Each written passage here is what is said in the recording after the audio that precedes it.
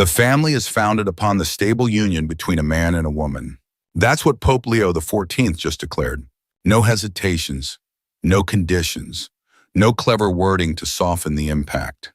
Standing before the world's ambassadors, men and women who represent the power centers of our time, he spoke a truth that our age has tried to bury. In 13 words, he reignited a battle that many believed was over. Because if he's right, if marriage truly means one man, one woman bound in a lifelong covenant, then the foundation of modern culture begins to shake.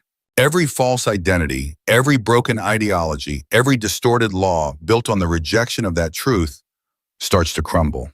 And Pope Leo XIV knew exactly what he was doing. He didn't speak to be applauded. He spoke to remind the world who we are and what we've forgotten. This wasn't a slogan, it was a moral earthquake, and it will only grow stronger from here. Stay with us. This is more than a quote, it's a turning point. Subscribe to Living Catholic Faith every day, and before we continue, comment one word below. What does family mean to you? If Pope Leo is right, if the family is truly founded on the stable union between a man and a woman, then what happens when that union is broken?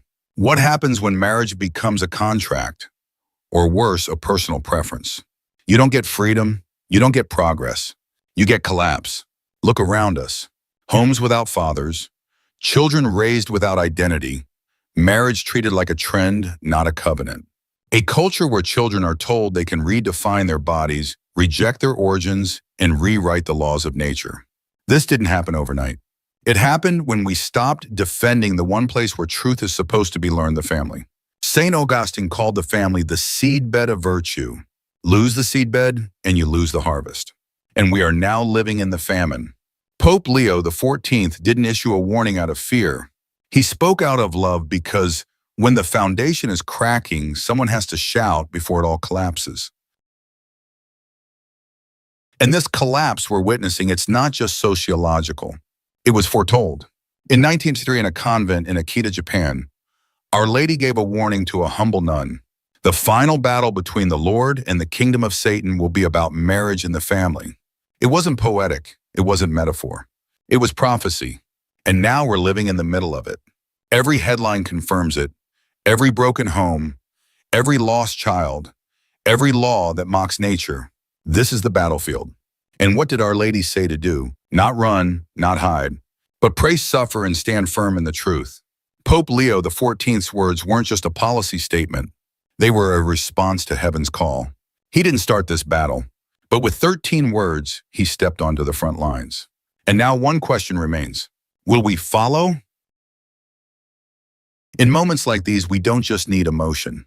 We need clarity. And no one brought more clarity to the moral order than St. Thomas Aquinas. He taught that the good of individuals is subordinated to the good of the family, and the good of the family to the good of the community. That one sentence explains everything we're seeing. When families thrive, societies flourish. When families fall, nations weaken. You can't raise virtuous citizens in broken homes. You can't teach justice without fathers. You can't teach sacrifice without mothers. No state, no school, no institution can replace the formation that happens within a faithful, loving, and ordered family.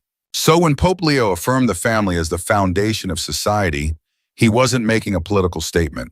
He was reaffirming what reason, revelation, and tradition have always taught.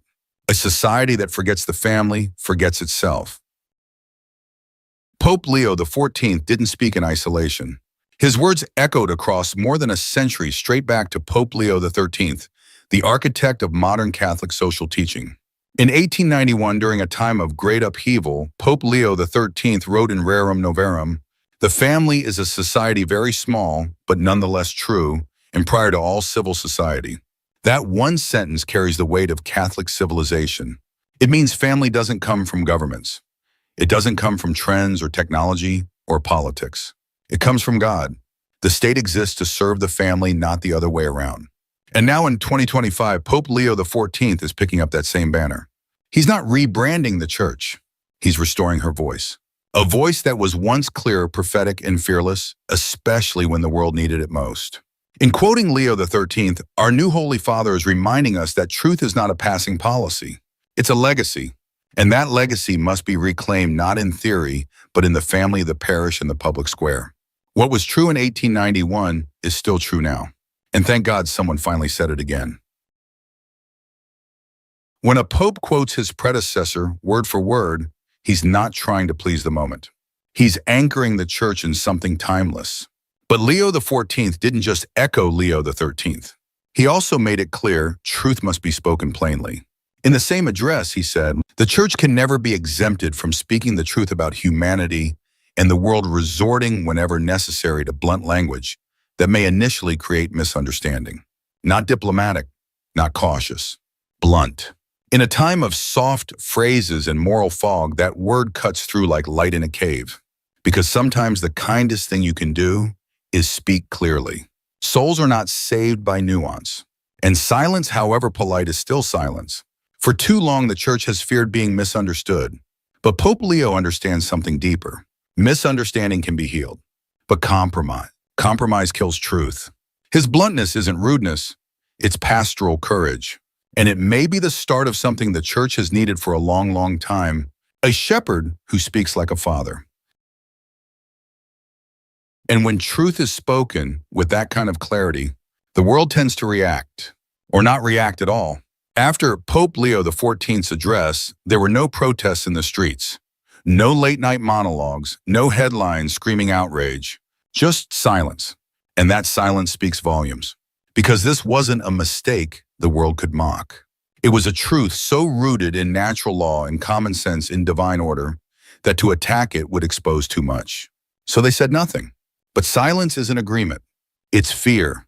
Fear that the Catholic Church might be waking up again. Fear that someone in white just reminded the world who we are. And what happens when parents, priests, and ordinary Catholics finally have permission to speak the truth without apology? That terrifies the modern world more than any protest. Because deep down they know we're not the ones afraid. We've just been waiting for a voice to lead us. Pope Leo XIV has spoken. Not with slogans, not with ambiguity, but with the strength of truth and the courage of a father. He didn't speak to go viral, he spoke to call us home. And now it's our turn to speak when it's easier to stay silent, to raise families rooted in truth, not trends, to build parishes that protect life, virtue, and real love. This is not just a cultural moment, it's a spiritual line in the sand. And you are being asked right now, which side will you stand on? Subscribe to Living Catholic Faith every day. Share this video with someone you love.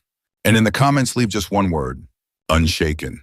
Let the world know we're still here and we're not backing down.